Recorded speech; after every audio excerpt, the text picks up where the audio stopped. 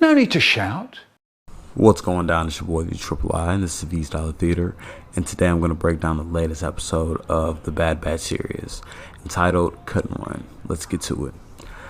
The Bad Batch and Omega arrive on Salcom to meet with the clone deserter Cut.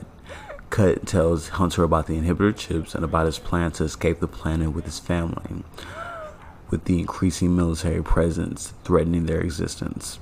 The two discover that the newly introduced chain codes are needed to book public transportation, but the gang knows that if Cut tries to get one, he'll get arrested for deserting the clone. Tech and Echo manage to steal and forge some chain codes with Omega's help, and Omega delivers them to Cut and his family just in time for them to catch the transport off planet. Hunter attempts to send Omega with Cut as he thinks she needs a family, but she decides to stay with the Bad Batch. So this episode introduced two things I think are very important.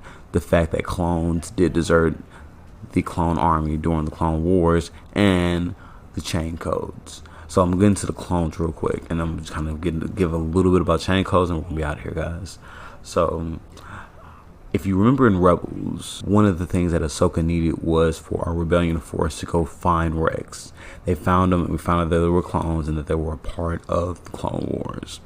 So I wonder if there's more clones that deserted Republic during this time, and if we're gonna see that see the Bad Batch kind of run across them, kind of build with them, kind of develop a network, and eventually become a network that helps the rebellion.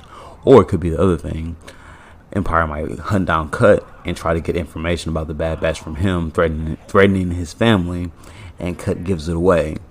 And that will kind of create the kind of back and forth between the Bad Batch and the Empire, and even give Crosshairs, excuse me, guys, the information needed to find the Bad Batch as we get closer and closer to their final confrontation. But it's very interesting to see that clones kind of felt that something was off and left. Really interesting. The clones were kind of feeling it, kind of reminiscent of what we seen in the sequel trilogies, right? The stormtroopers were like, hey, this isn't right, we need to get out of here.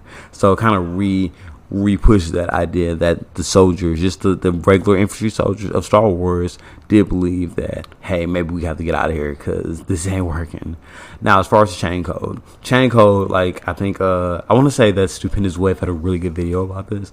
Chain code is ingenious. That kind of helped the Empire to cut out the fat and figure out where the Jedi are and be able to monitor all these potential rebellion forces. Crosshair used chain codes to kind of hunt down the Bad Batch. I can really see that happening in this series. He just using the chain code kind of out as a baseline to find all the information he needs about the Bad Batch. Go about his way. Would be really interesting to see, and we kind of also see why so many Jedis were able to get called out of the Empire. They can't get chain code whatsoever. Because they were former Jedis.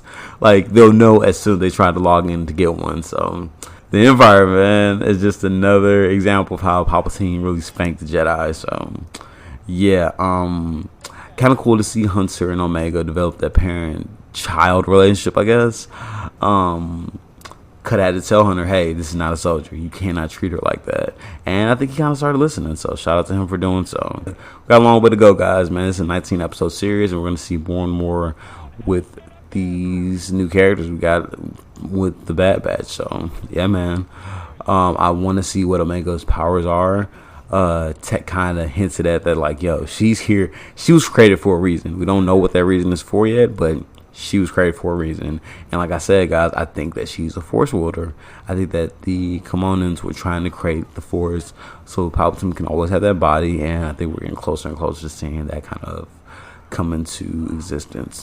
Cut is probably going to get chased down by the Empire, and he's going to have to give away his information to save his family, give information on the Bad Batch to save his family. Standard Star Wars stuff, right? And yeah, Crosshair is going to use that to find them. There's probably more clones that deserted post the Clone Wars ending. And yeah, man, that's pretty much all I got, man. Hey, guys, thank y'all so much for watching. Thanks for your support during these trying times. Please comment, like, and subscribe if you enjoy this content. And yeah, I'll catch you later. This is V Dolla Theater. I'm vtriplei, and I'm out. Deuces.